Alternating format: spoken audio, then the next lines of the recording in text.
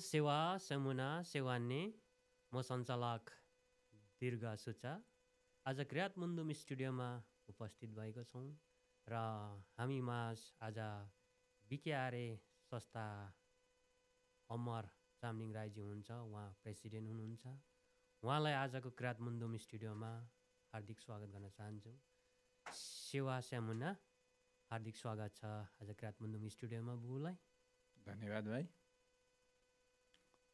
धेरै लामो समयदेखि यो बिकेआरए संस्थामा आबद्ध भई प्रेसिडेन्टको रूपमा काम गर्दै आउनुभएको छ र आज हामी यो बिकेआरएको संस्थाको बारेमा आज छलफल गर्नेछौँ। हाम्रो टपिक रहेको छ र सर्वप्रथम चाहिँ ढिलाइ नगरिकन अमर बुलाई म यो बिकेआरए संस्थाको बारेमा सोध्न चाहन्छु। यो हाम्रो बिकेआरए संस्था कहिले स्थापना भएको थियो? यसलाई संक्षिप्त रूपमा भनिनुहुन्छ भने आशा लिएको छु। धन्यवाद भाइ।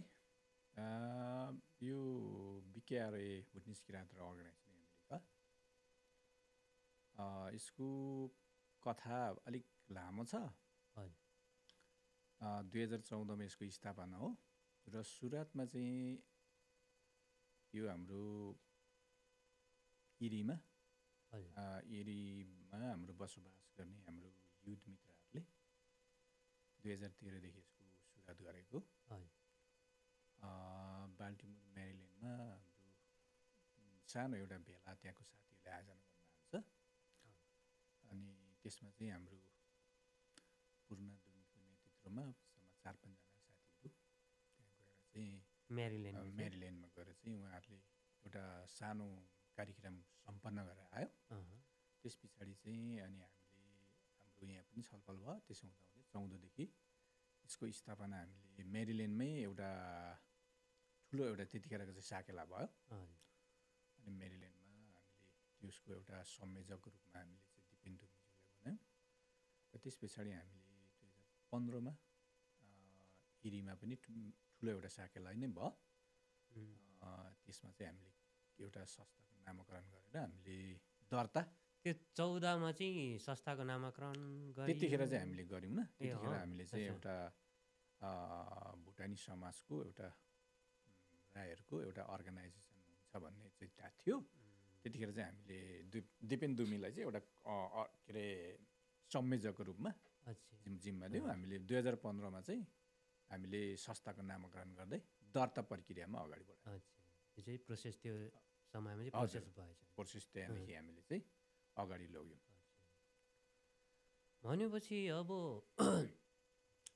यो संस्था BKRA Bhutanese Kirat Rai organisation of America एउटा संस्था, यसको मूल उद्देश्य यो संस्था निर्माण गर्नुको मूल भूमिका चाहिँ खासै के रहेको छ? यो भनेको अब हाम्रो जाति पहिचान संस्कार संस्कृति बचाउनु हो ठुलो कुरो। अनि हाम्रो आउने भावी पिँढीहरूलाई पनि राई भनेको के हो, राई कसरी बाँच्छ भन्ने खालको हामीले चाहिँ सिकाउनु छ।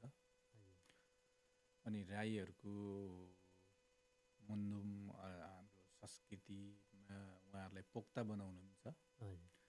संस्थाको उद्देश्य भनेको त्यो 2-3टालाई जोडेका छौँ। संस्कार संस्कृति जाति पहिचान मुन्दुम।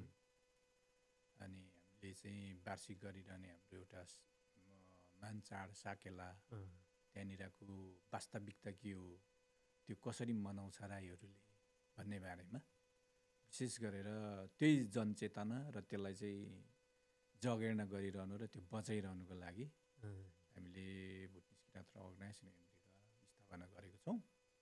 अहिले यो संस्थाले यही कार्यक्रमहरू बोकेर अगाडि बढिरहेको छ। अब हजुरले मुन्दुम भनिहाल्नु भयो, ठिकै छ। यही मुन्दुमलाई हामी आउने एपिसोडमा यसलाई अलिकति क्लियरिफाई गर्नेछौँ। यसको लागि साकेला अब जुन निरन्तर रूपमा 2013 देखि नै अहिलेसम्म गरिराख्नु भएको छ र यो साकेला चाहिँ खासै अलिकति साकेलाको बारेमा यसलाई कसरी हेर्नुभएको छ? यो साकेला यसलाई कसरी हेर्नु भन्दा पनि यसको संरक्षण कसरी गर्ने भन्ने छ एउटा। उम्, अर्को यो साकेला हाम्रो समुदायले कहिलेदेखि गरिआएको भन्ने एउटा पाटा पनि छुट्टै छ। उम्, र अहिले विशेष त हेर्दा हाम्रो जातिले यो साकेला किन गर्थ्यो भन्दा चाहिँ यसको एउटा प्राकृतिक जुन खालको एउटा यसको विशेषता छ त्यसलाई बोकेर आएको छ। यो साकेलाले प्रकृतिसँग हाम्रो समुदायलाई जोडेको पाइन्छ। उम्, र साथै हाम्रो जातिले यो प्राकृतिक र जातिको हाम्रो चाहिँ एकदम आत्मा नङ्ग्रो मासुको सम्बन्ध नि पाइन्छ। त्यसले गर्दा त्यही संस्कृतिसँग बोकेको कारणले यो साकेला उभौली वर्षमा एकचोटि गर्ने हाम्रो एउटा जेनेरलमा गर्ने हजुर, तय गरेको छौँ। र हाम्रो नानीहरूलाई त्यो एउटा प्रशिक्षण, त्यो एउटा गाइडलाइन अहिलेसम्म दिइरहेको छौँ। र यसको अन्य कुराहरू, विशेषता कुराहरू त धेरै छ। साकेला हाम्रो मानव सभ्यतादेखि हाम्रो समुदायले जुन बेला मानव भएर आयो त्यहाँदेखि एउटा चाहिँ यसको सभ्यता अगाडि बढायो भन्छन्। अर्को प्रकारले हेर्ने हो भने हाम्रो चाहिँ के अरे खानेकुराहरू जुन प्रकारले पाक्छ त्यसलाई चढाउने क्रममा पनि पहिले हेपागुप्तले चाहिँ जुन प्रकारले उसले गरेको इतिहास छुट्टै छ होइन। अब त्यस्तो कुराहरूले गर्दा त्योसँग हाम्रो प्रकृति कतिखेर चाहिँ के अरे फेरियो, कहिले उभौली लाग्यो। उहिलेको समयमा त घडी पात्रो थिएन। हजुर, एकदम त्यस कारणले गर्दाखेरि त्यो एउटा समय हेरेर चाहिँ यतिखेर चाहिँ उभौली लाग्यो, यतिखेर उधौली लाग्यो भनेर हाम्रो समुदायले चाहिँ एउटा चेतनामा, मानव चेतनामा त्यसरी चाहिँ त्यो रुखपात खोला नाला हेरेर गर्ने एउटा हाम्रो चाहिँ परम्परा भएकोले गर्दा उभौली प्लस साकेला भन्ने एउटा अहिले मान्यता चाहिँ त्यो रहेको पाइन्छ। अच्छा, भनेपछि मैले चाहिँ के बुझ्नु पर्यो भन्दाखेरि साकेलाको बारेमा चाहिँ अब बुले भन्नुभएको अनुसार चाहिँ प्रकृति र कृषि जीवनलाई उल्लेख गरेर हरेक कुरोलाई त्यसमा संस्कृति पनि संस्कृति संस्कारलाई झल्काएर चाहिँ हरेक वर्ष उभौली उधौली साकेवा साकेनन समग्रमा साकेला हामीले नाच्दै सिक्दै देखाउँदै आएको छौँ। आफ्नो संस्कार संस्कृति रीतिरिवाज संस्कार संस्कृतिलाई चाहिँ संरक्षण सम्वर्धनको लागि चाहिँ हाम्रो विज्ञान संस्थाले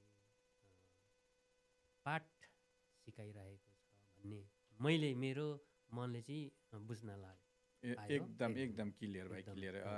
आजको सन्दर्भ र संस्थाको उद्देश्य त्यही नै हो। हाम्रो साकेला एउटा पाटा भयो। हजुर हजुर, त्यसमा हामीले चाहिँ धार्मिक सांस्कृतिक के अरे हाम्रो पहिचान संस्कार र एउटा जुन हामीले मान्दै आएको परम्परालाई पनि बोकेको छ भन्ने चाहिँ साकेलाले त्यसरी बोक्दो रहेछ भन्ने चाहिँ बुझ्दा एकदमै राम्रो हुन्छ।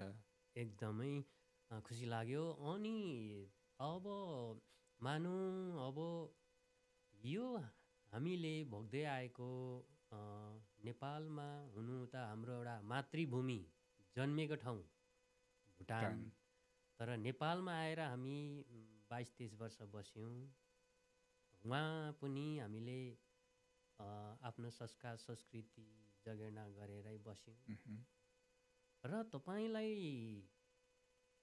भुटानको हाम्रो जुन पिता पुर्खा र नेपालको पिता पुर्खामा तपाईँले आफ्नो संस्कार संस्कृतिमा के चाहिँ अलिकति भिन्नता भेटाउनु भयो कि यसमा केही छ तपाईँलाई लागेको? एकदम राम्रो कुरा ल्याउनु भयो भाइले चाहिँ।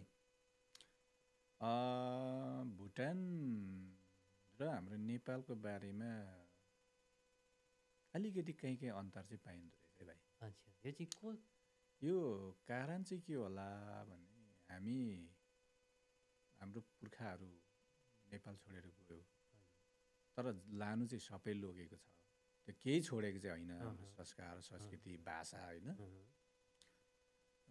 उहाँ गर्दाखेरि चाहिँ एउटा हाम्रो भुटानमा चाहिँ गर्ने कार्यक्रमहरू अलिकति सरल जस्तो पनि।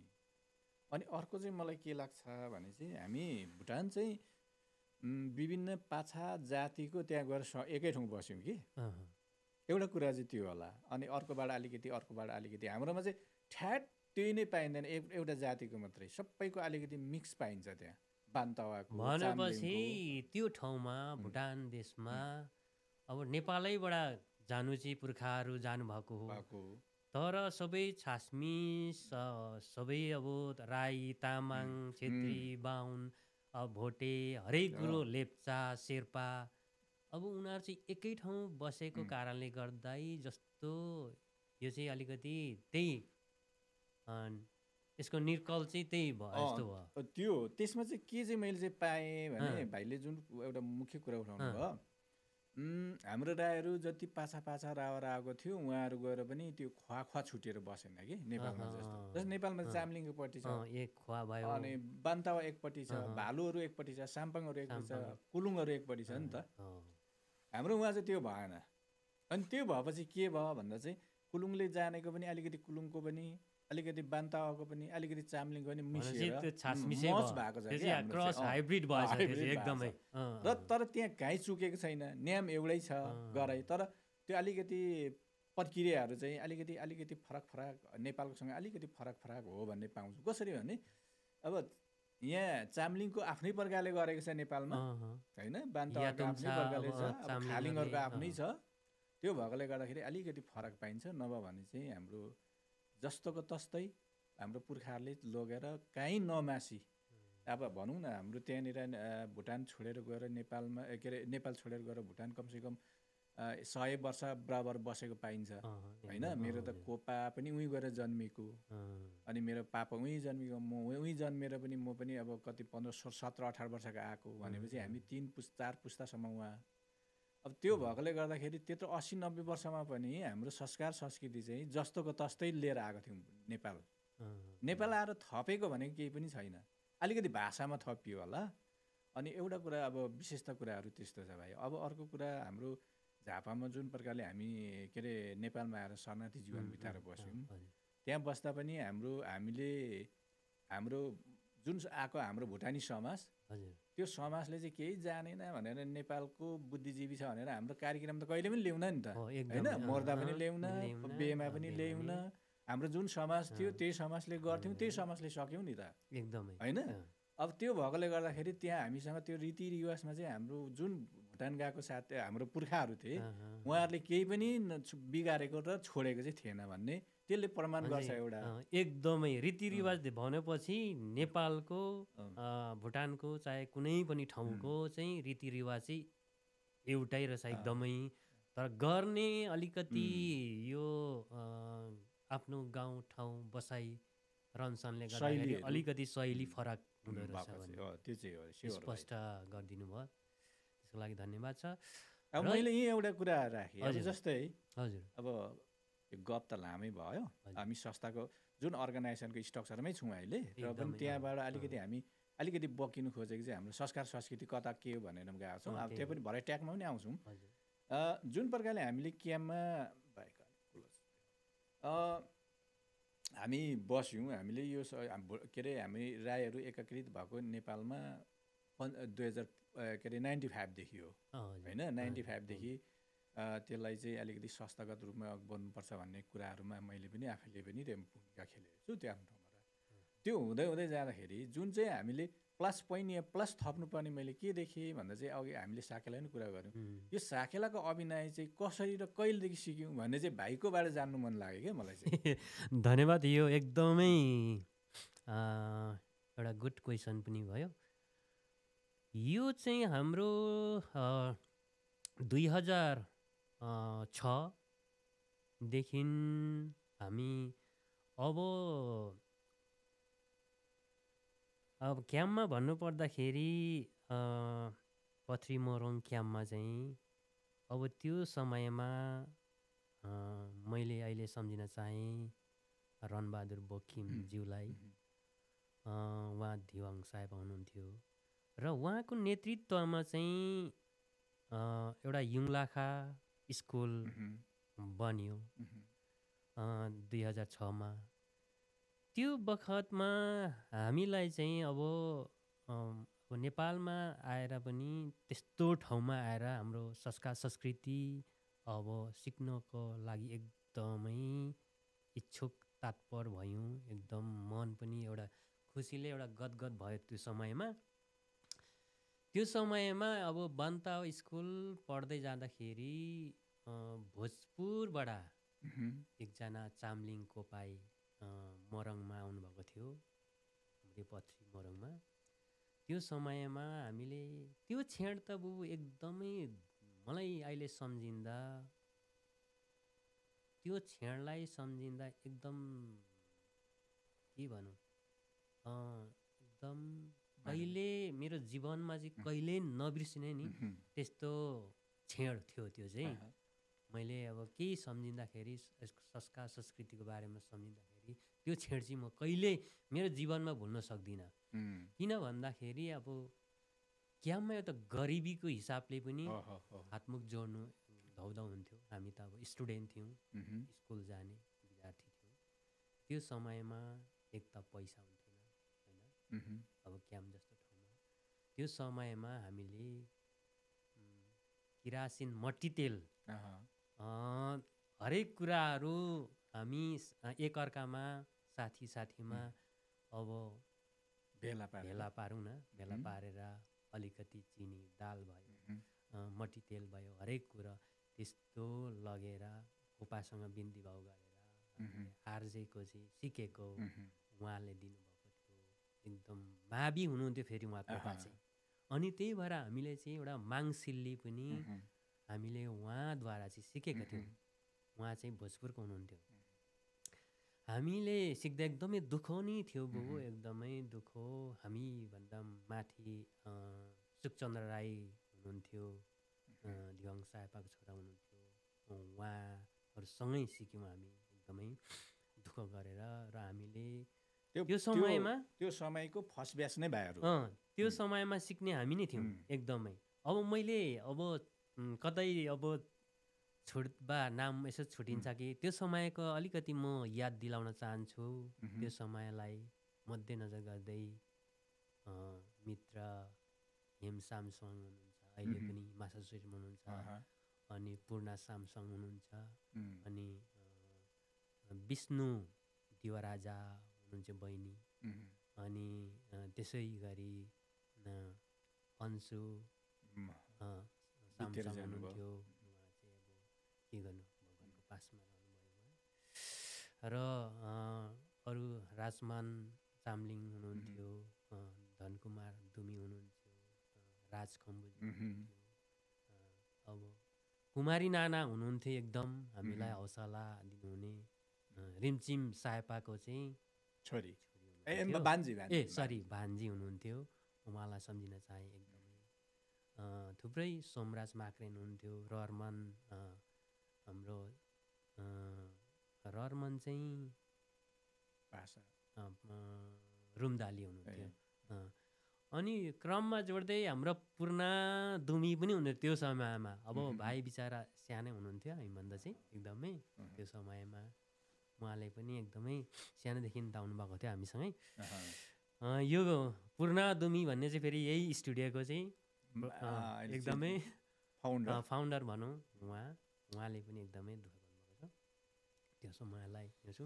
र हामीले त्यो समयमा 10वटा 11वटा सिल्ली सिकेका थियौँ। र अहिलेसम्म त्यही सिल्लीलाई हामीले निरन्तर हाम्रो कतिवटा शाखा अहिले बिकेआरएमा हुनुहुन्छ, प्रत्येक शाखामा त्यही सिल्ली हामीले चलाइरहेछौँ, नाचिरहेको छौँ, सिकिरहेको छौँ, सिकाउने क्रमहरू भइरहेको छ। र त्यसरी नै हामीले एकदमै दुःख कठिनाइ गरेर चाहिँ त्यहाँबाट हामीले सिकेको थियौँ। एकदम धन्यवाद भाइ। यो हाम्रो अरू समुदायले पनि, अरू आउने भावी जेनेरेसनले पनि बुझ्नु छ, यो बुझोस् होइन।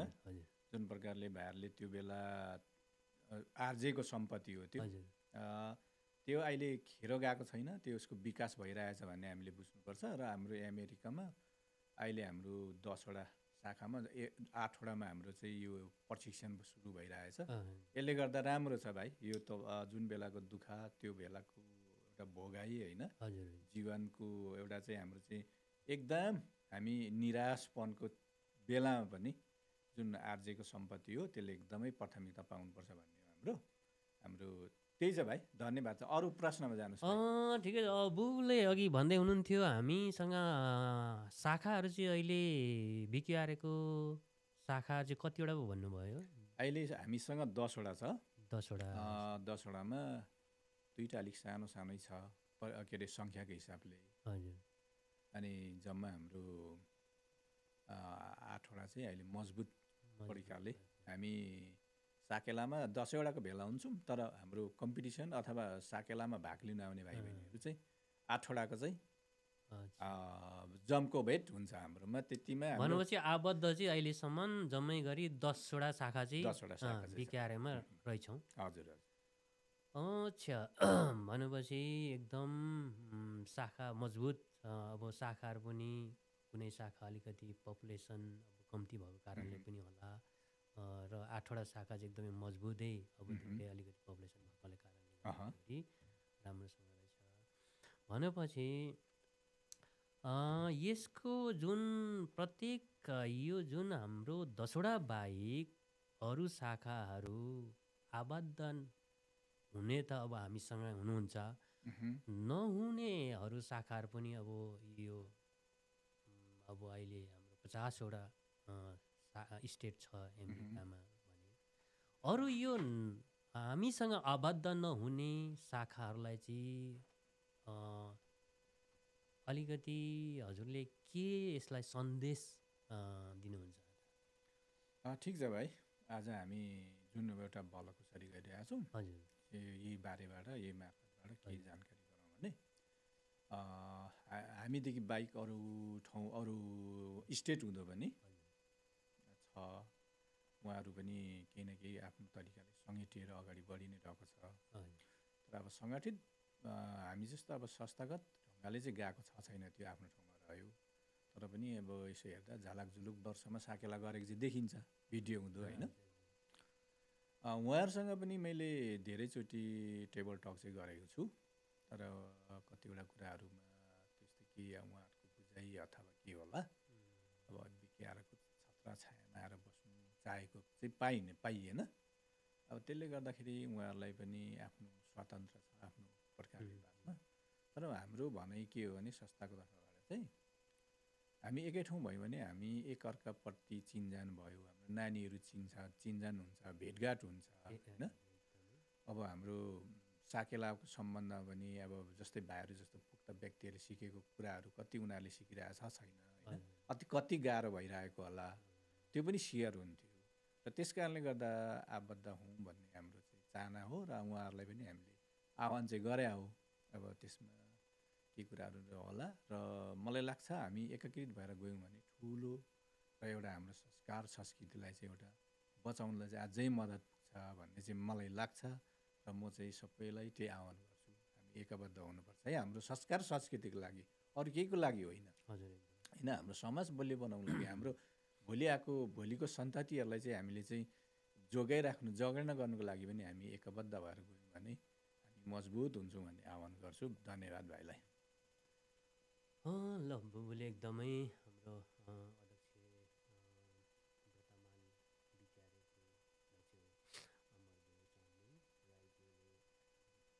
हाम्रो संस्थाको बारेमा एकदमै पोजिटिभ भाइब्स आउने उहाँहरूले तर्क दिनुभयो। र एउटा कुरा चाहिँ मलाई नि आज के लागेछ भन्दाखेरि यो चाहिँ संस्था जुन हाम्रो रेजिस्ट्रेसन हुनुभन्दा अगाडि अलावै हाम्रो यो 10वटा संस्थाभन्दा चाहिँ अलावै अरू संस्था यो बिकिआरएभन्दा अगाडि पनि अलिकति अगाडिको पाटामा, जस्तै अब बिकिआरए चाहिँ 2015देखि सुरुवात भयो भने योभन्दा अगाडि कुनै शाखाको अगाडि चाहिँ संस्था आबद्ध रहेको रेजिस्ट्रेसन गरिएको कुनै शाखामा छ कि त्यसरी योभन्दा अगाडि? त्यो चाहिँ पाइँदैन हाम्रो समुदायमा चाहिँ, त्यो चाहिँ छैन, यो चाहिँ छैन। पहिलो संस्था हामीले के अरे हामीले ओपन गर्ने र यो बनाउने नै हामी नै हो। बरु त्यहाँदेखि यता 16-17देखि अब यो रेजिस्ट्रेसन समूहगत कुराहरू चाहिँ 12 देखि कता कता भएको पाइन्छ एउटा नेपकासरामा होइन। तर त्यहाँ पनि हाम्रो केआरसी भनेर हामी होइन अब नेपालदेखि आएको दुईवटा संस्था चाहिँ अलरेडी थियो हामीभन्दा। KRC Kirat Rai association America, अर्को युनाइटेड अर्गनाइजेसन अमेरिका भनेर यो कुरा भन्छ। उहाँहरू चाहिँ अलरेडी थियो हामीभन्दा पहिले नै। त्यो चाहिँ नेपालबाट आउने दाजुभाइहरूको त्यो चाहिँ छुट्टै छुट्टै separate हो। दुईवटा छ। हाम्रो भुटानी समुदाय हामी क्याम्पबाट आउनेहरूको चाहिँ त्यो पाइएन। 2017देखि उता फाटाफुटा 2-3टा ठाउँमा त्यसरी भनौँ न सिटी एउटा के अरे स्टेटमा त्यो सबैलाई कभर नगरेर स्टेटमा चाहिँ त्यो स्टेटलाई मात्रै कभर गरेर चाहिँ भएको 2-3 ठाउँ पाइन्छ। त्योभन्दा अलावा चाहिँ पाइन्न। अच्छा ल ठिकै छ, एकदमै राम्रो प्रश्न उत्तर दिनुभयो। र आज यसरी यो किरात मुन्दुम स्टुडियोमा आएर हाम्रो एउटा संस्थाको बारेमा छलफल गर्ने मौका वातावरण मिल्यो। एकदमै हाम्रो यो निम्तोलाई सही स्वीकारेर आइदिनु भयो। एकदमै अब हाम्रो प्रेसिडेन्टज्यूलाई एकदमै आभारी प्रकट गर्छु र धेरै धन्यवाद पनि दिन चाहन्छु। यति भन्दै केही ठिक छ, हाम्रो यो जुन चाहिँ समय उपलब्ध गराइदिनु भएकोमा यो पोडकास्टका डिरेक्टर तथा फाउन्डर पूर्णा दुमीलाई पनि धन्यवाद। र भाइ जुन प्रकारले हामीले चाहिँ एउटा संस्थाको बारेमा समाजको बारेमा कुरा गऱ्यौँ, यो हाम्रो चाहिँ जुन भलाकुसारीमा भाइ र मेरो सहभागिता रह्यो, यसमा भाइलाई पनि धेरै धेरै धन्यवाद। र आल्लाङ्ने सेवा ल हवस् त सेवा सेमुना आल्लाङ्गे।